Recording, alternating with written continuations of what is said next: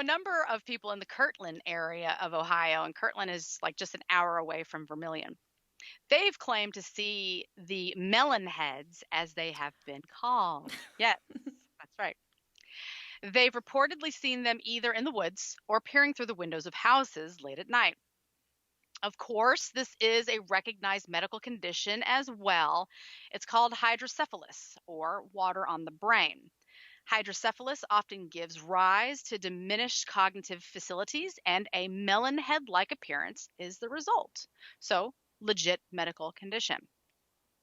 However, there may still be some truth behind the mysterious Dr. Crow legend. Researcher Ryan Orvis did find evidence of a Dr. Crow who was in the area around World War II. Crow was an unlicensed doctor who was a follower of an Austrian priest and geneticist, Johann Gregor Mendel, who conducted experiments in plant cross hybridization. Ooh, I know. Evil genius. In some of the newspaper accounts, Orvis acknowledges that Dr. Crow was treating his subjects with radiation, and several other newspaper sources have pointed to the strangely large number of children's graves in nearby King's Memorial Cemetery, suggesting that these may have been those unfortunate victims from Dr. Crow's experiments. Now, we did learn our lesson earlier from the newspapers, right? That sometimes they just say things to, so. There is also a slightly different version of the story, which paints Dr. Crow as a caring aide rather than a mad scientist.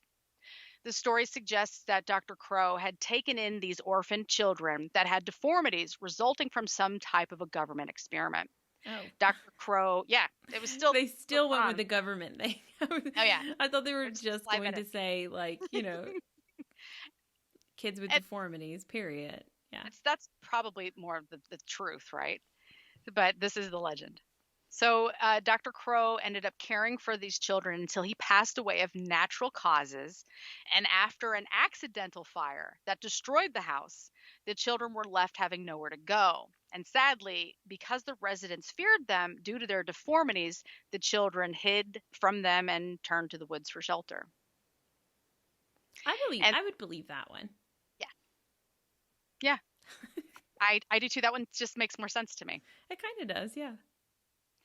And since the end of World War II, there have been a large number of sightings of those referred to as melon heads. And guess where you'll see them, Wendy? Around Gore Orphanage Road. Most of those witnessing this phenomenon describe the same thing: a humanoid with an abnormally large head, dressed in what seems to be an institutional way, namely a torn and often blood-stained white shirt, brown, ragged button-up trousers. So whichever Dr. Crow legend has more basis in reality is hard to say, though, like Wendy, I tend to side with the caretaker version rather than the sinister one, because after everything that I've told you today, I feel like the story needed someone who at least tried to care. Maybe that's why I chose that one. It's like, finally, everybody else fucking sucks. Let's make this guy like he cared about these kids. Yeah, he tried. He tried to help him out, and maybe he was using radiation to try and help him. Hell, he was a doctor. Maybe he had access to this equipment, but he was at the time thinking that he was doing everything possible to help those poor kids. So it's kind of like an Edward Scissorhands story, right? Yeah. And he's there trying to give him his hands. He's trying to teach him things and give him a heart and all of that, and then he just croaks. And then Edward Scissorhands is left to live in that old creepy house all by himself with his, these kids just went out to the woods. Yeah, what else were they going to do? Right, exactly. And the whole neighborhood fucking hated him because they were mean to him. Oh, I'm sure they already knew how rejected they were from society. So, yeah, why don't you just live on your own? I know. Yeah, the woods. I like the woods. I'd live in the woods now. If I knew some woods, I can get away with doing that. And I guess if I didn't have these silly kids to take care of, but well, you're on the right track. I think there's some ruined orphanage site out in Ohio. If you want me to call and find out if it's still available. Sounds a little creepy though. It does sound creepy.